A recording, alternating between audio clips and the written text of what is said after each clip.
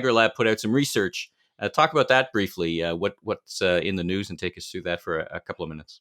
Well, it's the coronavirus anniversary, or I know there's a term for celebrating. I don't know if we should be celebrating 1 year of this pandemic, but anyways, Designating, yeah. I don't know if a celebration is it's the been a right term, year, but it's and I been a think, year. and Unbelievable.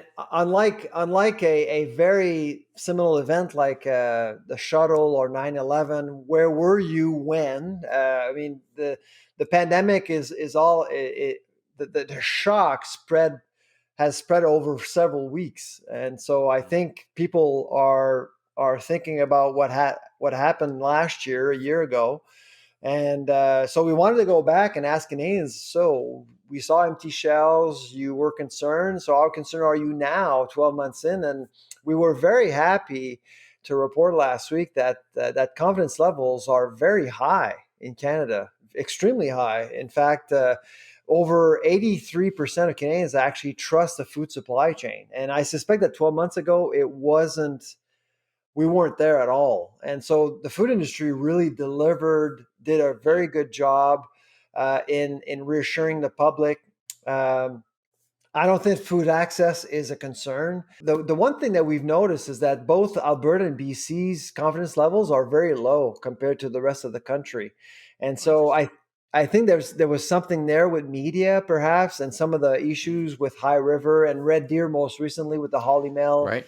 plant. So Right. I suspect it really affected people's perceptions, because that's what we measure, right? Perceptions. The one thing that was really interesting is that we saw a confidence paradox. So a lot of people are still concerned about other people stockpiling. So on the Huh. one hand, people are trusting the food supply chain and food access. On the other, they wonder whether or not their neighbors or fellow Canadians will start stockpiling again. So that's very interesting.